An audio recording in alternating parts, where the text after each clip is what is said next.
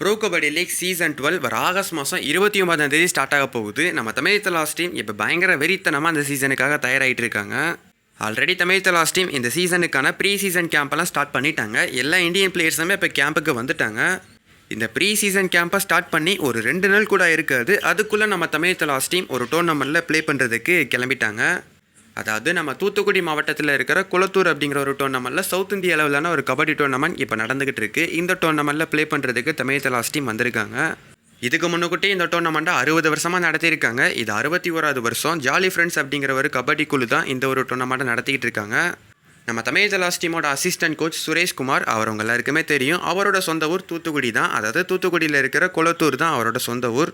அவரோட சொந்த ஊரில் நடக்கிற டோர்னமெண்ட்டில் ப்ளே பண்ணுறதுக்கு இப்போ தமிழ் தலாஸ் டீமை கூட்டிகிட்டு வந்திருக்காங்க. ஓகே, நான் முன்னாடியே சொன்ன மாதிரி தமிழ் தலாஸ் டீம் இந்த ப்ரீ சீசன் கேம்பை ஸ்டார்ட் பண்ணி ஒரு 2 நாள் கிட்ட தான் ஆக போகுது. அதுக்குள்ளே நம்ம தமிழ் தலாஸ் டீம் ஒரு டோர்னமெண்ட்டில் ப்ளே பண்ணுறதுக்காக சென்னையிலேருந்து கிளம்பி இப்போ தூத்துக்குடி வரைக்குமே வந்திருக்காங்க. இதுக்கான முக்கிய காரணம், இந்த மாதிரி டோர்னமெண்ட் மேட்சஸில் ஒரு பிளேயரை ப்ளே பண்ண வச்சோன்னா அவங்களோட உண்மையான பொட்டன்ஷியல் என்ன அப்படிங்கிறத நம்ம ரொம்ப ஈஸியாகவே தெரிஞ்சுக்கலாம்.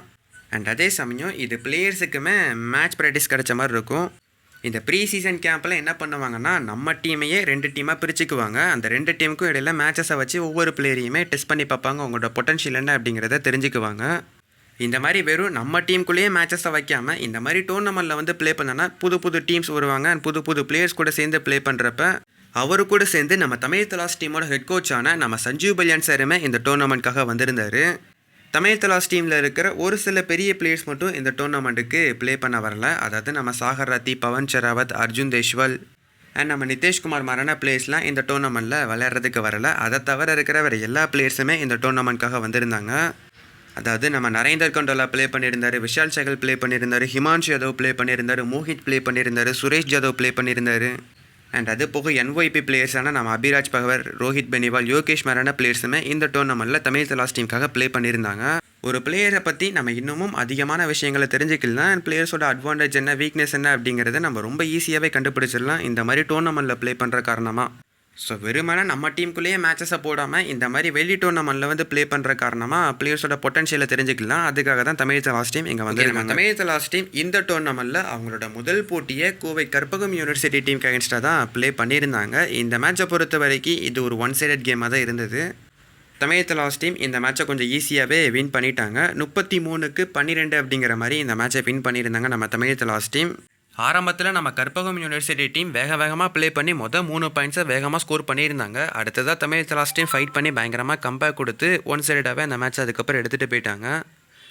தமிழ் தலாஸ் டீமோட ரைடிங் யூனிட்டில் ஃபர்ஸ்ட் ஹாஃபில் நம்ம நரேந்தர் கண்டோலா, விஷால் சஹல் அண்ட் ஹிமான்ஷு யாதவ் மாதிரியான பிளேயர்ஸ் எல்லாம் ப்ளே பண்ண வச்சுருந்தாங்க. இதில் நம்ம நரேந்தர் கண்டோலாவால் எதிர்பார்த்த மாதிரி பெர்ஃபார்ம் பண்ண முடியலை. அதாவது அவர் கம்மியான ரேட்டுக்கு தான் போயிருந்தார். அந்த கம்மியான ரேட்லேயுமே மேக்ஸிமம் அவர் எம்டி ரேட்டை போட்டுட்டு தான் திரும்ப வந்திருந்தார். அவர் போன மொதல் ரேட்லேயே அவரை பிடிச்சி உட்கார வச்சுட்டாங்க. ஸோ நரேந்தர் கண்டோலா இந்த மேட்ச்சில் எதிர்பார்த்த மாதிரி பெர்ஃபார்ம் பண்ணலை. அவர் பெருசாக ரிஸ்க்கே எடுக்கலைங்க. ஃபுல் அண்ட் ஃபுல் விஷால் சகலை தான் ப்ளே பண்ண வச்சுக்கிட்டு இருந்தார். இந்த மேட்சோட ஃபர்ஸ்ட் ஹாஃபில் நம்ம விஷால் சகல் ரொம்பவே சூப்பராக ப்ளே பண்ணி கொடுத்துருந்தாரு. அதுக்கப்புறம் செகண்ட் ஹாஃபில் இந்த 3 பேத்தையுமே சப்ஸ்டிட்யூட் பண்ணி பெஞ்சில் உட்கார வச்சுட்டாங்க. ஃபர்ஸ்ட் ஹாஃபில் நம்ம ஹிமான்ஷு யாதவுக்கும் நரேந்தர் கண்டோலாவுக்கும் பெருசாக வேலை இல்லை. இருக்கிற வேலை எல்லாத்தையுமே நம்ம விஷால் சகலை ஓரளவுக்கு பார்த்துக்கிட்டாரு. அண்ட் அதே சமயம் தமிழ் தலாஸ் டீமோட டிஃபென்ஸுமே இந்த மேட்சில் ரொம்ப சூப்பராக ப்ளே பண்ணியிருந்தாங்க. குறிப்பாக கவர் பொசிஷன் ஓரளவுக்கு நல்லாவே ப்ளே பண்ணிட்டாங்க. இங்கே ரொம்ப முக்கியமாக பார்க்க வேண்டியது அந்த லெஃப்ட்டுக்கான பொசிஷனில் ப்ளே பண்ணுற நம்ம மோஹித் தான். மோஹித்தை பொறுத்த வரைக்கும் இந்த ஆப்ஷனில் எடுக்கும் போதே தெரிஞ்சு போச்சு ஒரு வேறு லெவல் பிளேயர்னு. இதுக்கு முன்னுக்குட்டி புனேரி பல்டர் மரணா டீமுக்கெல்லாம் பயங்கரமாக ப்ளே பண்ணி கொடுத்துருந்தாரு. அண்ட் எல்லாருமே ஒரு ரொம்ப நல்ல பிளேயர் அப்படிங்கிற மாதிரி தான் சொல்லிக்கிட்டு இருந்தாங்க. அண்ட் அதுக்கேற்ற மாதிரி இந்த டோர்னமெண்ட்டில் பெர்ஃபார்ம் பண்ணி ப்ரூவ் பண்ணியுமே காமிச்சிட்டாரு. ரொம்பவே சூப்பராக ப்ளே பண்ணியிருந்தார். அசால்ட்டாக பாயிண்ட்டை ஸ்கோர் பண்ணிக்கிட்டே இருக்கார். நிதேஷ்குமாருக்கு இந்த சீசன் தரமான பேக்கப் ரெடி ஆகிடுச்சு. ஸோ அந்த இடத்த பற்றி நம்ம பெருசாக பயப்பட தேவை கிடையாது. செகண்ட் ஹாஃபில் நம்ம தமிழ் தலாஸ் டீம் நரேந்தர் கண்டோலா, ஹிமான்ஷு யாதவ் அண்ட் விஷால் சகல் மாதிரியான பிளேயர்ஸை சப்ஸ்டிட்யூட் பண்ணி வெளியே எடுத்துகிட்டு அவங்களுக்கு பதிலாக நம்ம என்ஒய்பி சைனிங்கில் எடுத்த ரைடர்ஸை ப்ளே பண்ண வச்சுருந்தாங்க. அதாவது நம்ம ரோஹித் பெனிவால் அண்ட் நம்ம அபிராஜ் பவர் அண்ட் நம்ம யோகேஷ் மாதிரியான பிளேயர்ஸ்லாம் உள்ளே வந்து ப்ளே பண்ணியிருந்தாங்க. இவங்களுமே ஓரளவுக்கு நல்லாவே ப்ளே பண்ணிட்டாங்க. இந்த மாதிரி டோர்னமெண்ட்டில் ப்ளே பண்ணுறப்ப இவங்க ஓரளவுக்கு நல்லாவே ப்ளே பண்ணி கொடுத்துருவாங்க. பட் பிகேஎல் மாதிரி ஒரு மிகப்பெரிய டோர்னமெண்ட்டில் இவங்க எப்படி பெர்ஃபார்ம் பண்ணுவாங்க அப்படிங்கிறது தெரியாது. நான் முன்னாடி போட்ட நிறையவே வீடியோஸ்லாம் நம்ம அபிராஜ் பவர் ரொம்பவே நல்ல பிளேயர் அப்படிங்கிற மாதிரி சொல்லியிருந்தேன். டொமஸ்டிக்கில் அவருக்கு நல்லாவே ரெக்கார்ட் இருக்குது. கண்டிப்பாக இந்த சீசன் அவர் நல்லா பெர்ஃபார்ம் பண்ணுறதுக்கு சான்ஸ் இருக்குது அப்படிங்கிற மாதிரி சொல்லிட்டு இருந்தேன். அண்ட் இந்த டோர்னமெண்ட்டில் இந்த மேட்ச்சில் அவர் ஓரளவுக்கு நல்லாவே ப்ளே பண்ணியிருந்தார். ஃபிசிக்கலாகவுமே ரொம்பவே ஸ்ட்ரென்த்தாக இருக்கார். அண்ட் அதே மாதிரி அவர்கிட்ட நிறையவே ஸ்கில்ஸ்லாம் நல்லாவே இருக்குது. ஸோ கண்டிப்பாக இவர் நல்லா ப்ளே பண்ணுறதுக்கு சான்சஸ் இருக்குது அப்படிங்கிற மாதிரி எனக்கு தோணுது. இதுக்கப்புறம் அடுத்தடுத்து நம்ம தமிழ் லாஸ்ட் டீம் ஒரு சில மேட்சஸை ப்ளே பண்ணுவாங்க. ஸோ அதில் எப்படி பெர்ஃபார்ம் பண்ணுறாங்க அப்படிங்கிறத பொறுத்து நம்ம அடுத்த வீடியோ அப்லோட் பண்ணலாம். ஸோ ஓகே, இந்த டோர்னமெண்ட்டை பற்றின ஃபுல் டீட்டெயில் வேணுமா அப்படிங்கிறத கமெண்ட் பாக்ஸில் கமெண்ட் பண்ணுங்கள். இந்த டோர்னமெண்ட் 17ஆம் ஸ்டார்ட் ஆகிடுச்சு. அன்றைக்கி ஃபுல்லாக உமன்ஸ் மேட்ச் தான் வச்சுருந்தாங்க. அதுக்கப்புறம் 18ஆம் நேற்று நிறையவே மேட்சஸ் நடந்தது. தமிழ் லாஸ்ட் டீமோட மேட்ச் நடந்து முடிஞ்சதுக்கப்புறமே நான் அந்த வீடியோ எடுத்துட்டேன். அதுக்கப்புறமும் தமிழ் லாஸ்ட் டீம் ஒரு சில மேட்சஸ் ப்ளே பண்ணுவாங்க. அண்ட் இன்றைக்கி 19ஆம் ஃபைனல் நடக்கும். அண்ட் இந்த ஃபைனல் முடிஞ்சதுக்கப்புறம் இந்த டோர்னமெண்ட்டை பார்த்தினா ஃபுல் டீட்டெயிலான ஒரு வீடியோ வரும். அந்த வீடியோ வேணுமா அப்படிங்கிறதையும் கீழே கமெண்ட் பாக்ஸில் கமெண்ட் பண்ணுங்கள். அண்ட் அடுத்ததாக வேறு என்ன வீடியோ அப்லோட் பண்ணலாம் அப்படிங்கிறதையும் சொல்லுங்கள். தேங்க்யூ ஃபார் வாட்சிங்.